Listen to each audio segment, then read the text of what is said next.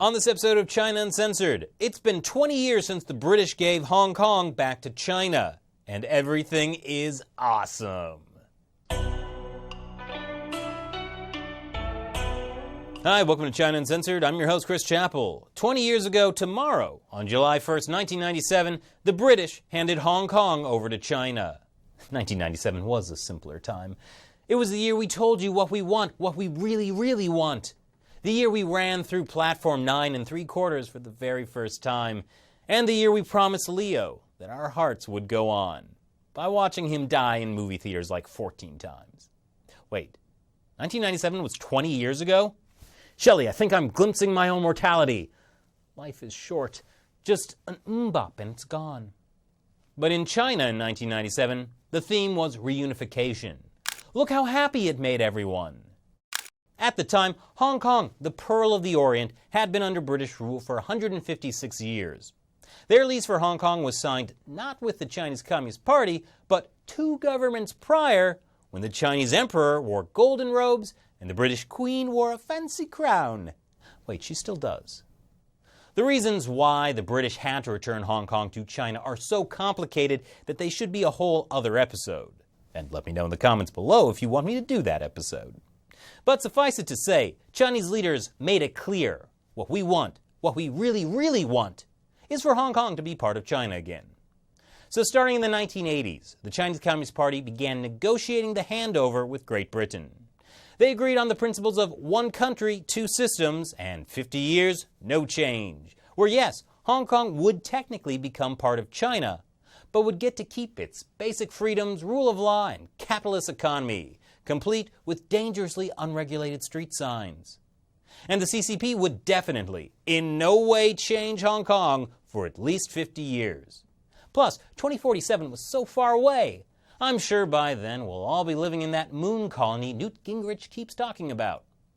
Anyway, at the time of the handover in 1997, there were some concerns about what the future of Hong Kong would become under the Chinese Communist Party's rule. After all, it had been only 8 years since Tank Man. But most predictions for the future of Hong Kong were optimistic. At the time, The Economist suggested that Hong Kong could serve as a laboratory for political change on the mainland.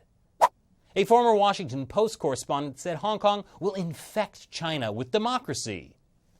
And the New York Times called Hong Kong a Trojan horse that could destroy those in power and suggested that perhaps it is the Chinese Communist Party leaders who should tremble about whether their style of life and leadership can long survive when faced with the shining beacon of Hong Kong's freedoms. Granted, there were also a few negative Nellies out there, like an article in Fortune magazine called The Death of Hong Kong. It predicted Hong Kong would lose its global standing, that English would lose its place to Mandarin, that legislators and the chief executive would be selected by the CCP, and that power struggles in Beijing would ultimately determine who really rules Hong Kong. But a lot of Hong Kongers were also cautiously optimistic. After all, most Hong Kongers were ethnically Chinese, and like I said, the big theme at the time was reunification with the motherland. So they held a giant ceremony, did their awkward handover thing, and everyone celebrated together in weird harmony, including a huge gala where the biggest Hong Kong stars sang a medley of popular songs, some of which had their lyrics changed to be about Hong Kong reuniting with China. So how did it all turn out? Are the 7 million residents of Hong Kong better off? Well, of course. The Chinese Communist Party kept all of its promises for 6 years. And then they tried to sneakily implement Article 23, a draconian anti-subversion law under the guise of national security. It was designed to allow police to burst into people's homes, search their stuff, and arrest them without a warrant just because they're suspected of subversion of the Chinese Communist Party. It also criminalized speech that instigates subversion, whatever that means. Oh, and it made things that were illegal in mainland China also illegal in Hong Kong. But Hong Kongers discovered what Article 23 was all about, and some of them marched through the streets in protest. And by some, I mean 500,000 people.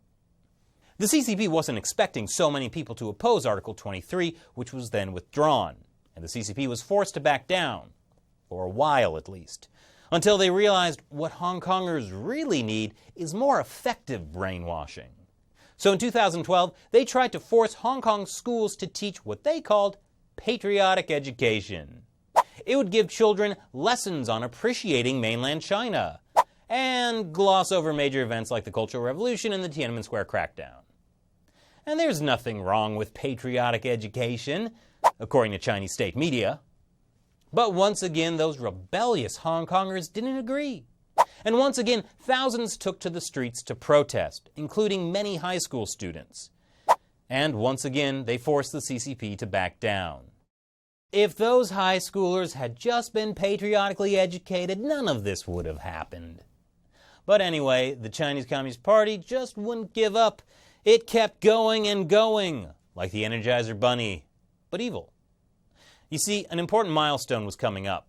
The CCP had promised that in 2017, Hong Kongers would be able to directly elect their chief executive for the first time, instead of having someone chosen by a select pro-Beijing election committee.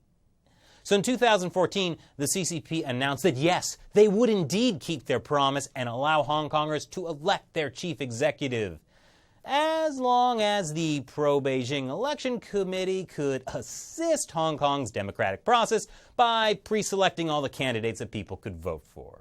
You know, to make sure the candidates love the country and love Hong Kong. It's like one of those diets where you can eat whatever you want as long as it's broccoli. You probably know what's coming next. 100,000 Hong Kongers came out to protest. Police beat them and fired tear gas. Or as they call it in China, patriotism vape. Side effects may include shedding tears of love for your country. Those protests became the umbrella movement. It was called that because Hong Kong protesters used umbrellas as shields against the patriotism vape. Umbrellas are not always the most effective shields, but probably more effective than whatever I was trying to do here. A lot of people were afraid that the umbrella movement would turn into Tiananmen Square 2 Electric Boogaloo, but it didn't, which is good, because the sequel is always worse than the original.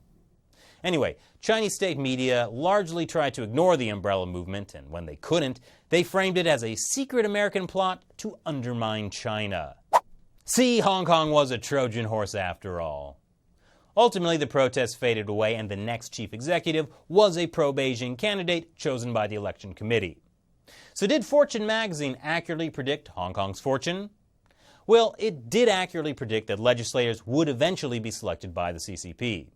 And Hong Kong did lose some of its global standing, as China's entry into the WTO helped the CCP build up cities like Beijing and Shanghai. In 1997, Hong Kong accounted for some 16% of China's GDP. That figure has now shrunk to 3%. And Mandarin has replaced English as the second most common language, as close to 1 million mainland Chinese have moved to Hong Kong. And the future of Hong Kong is definitely connected to the power struggle between current Chinese leader Xi Jinping and former Commander Toad Jiang Zemin. But Chris, you say, this all sounds so depressing. Is Hong Kong's future just one of doom and gloom under the CCP?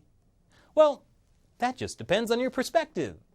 Like, from the perspective of my favorite state-run media, the Global Times, everything is great, since decolonization is finally coming to Hong Kong. And state-run Xinhua News informs us that democracy, but a mirage during Britain's 150 years of rule, has been greatly expanded. And if you're still not convinced, Xinhua even released a rap video ahead of the celebrations about how cool things are in Hong Kong now and how it's forever part of the motherland. Here's how they describe the handover.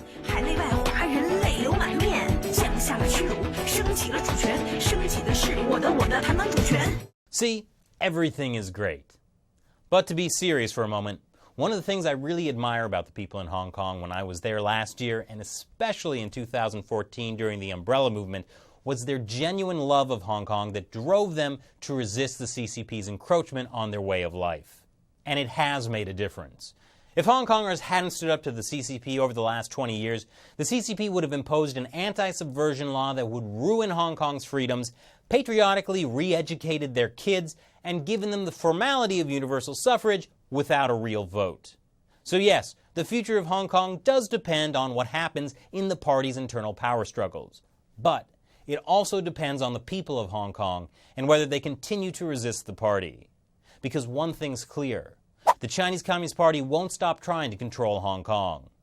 And for those of us outside Hong Kong, the last 20 years is a warning. A warning to Taiwan about what reunification with China, controlled by the CCP, would look like. And a warning to the rest of the world about how well the Chinese Communist Party keeps its promises. But hey, as the Xinhua rap video points out, at least Hong Kong is getting the world's longest bridge, which is what they want. What they really, really want. So what do you think of the handover of Hong Kong to China? Leave your comments below. Once again, I'm your host, Chris Chappell. See you next time.